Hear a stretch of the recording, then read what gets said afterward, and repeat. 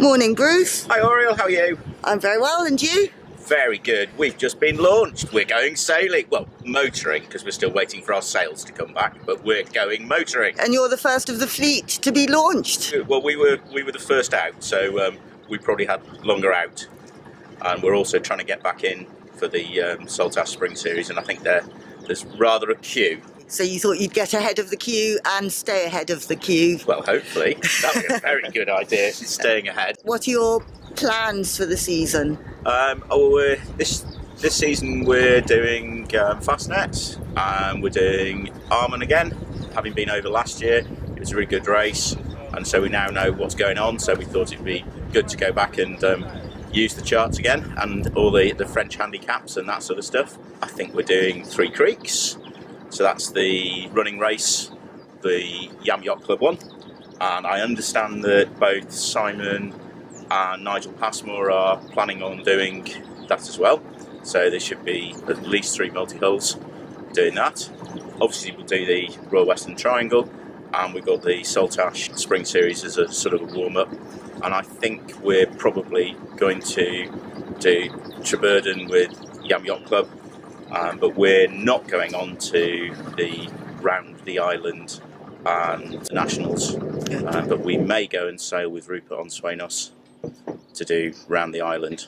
That should be fun. Yeah, I think that should be good. So have you done any special preparations for the boat over the winter at all?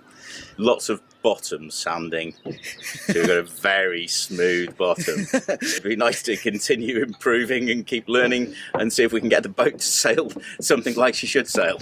And why have you chosen to keep your boat at the multi-hull centre? The boats come out here every winter. It can be a bit inconvenient driving down, and each winter you think, oh well, shall we go and put her somewhere else? And then it comes back to, obviously everyone here knows about multis, so you can get sort of bits of informal advice. The atmosphere is quite good. It's very safe, which I think is quite important, you know, if you're keeping a boat somewhere. And they're very, very, very used to handling multi-hulls. But certainly the shore team that they've got is just brilliant with all forms of multis. Living in your yard, you've got a huge range, so now we sort of quite like coming back. Why did you move from a Tri to a Dazcat?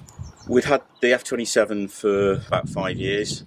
We wanted something that was bigger to give us a bit more flexibility in case of bad weather, because it's not always amazing when you're sort of sailing on the south coast. We were looking for something that would still sail, and sort of we went through a complete range of, we even thought of going back to monos, but we ended up sort of coming to a Dazcat basically because we got the performance that we were sort of looking for. Not that we've quite worked out how to get the performance always yet, but it was still sailing as opposed to having sort of a floating caravan.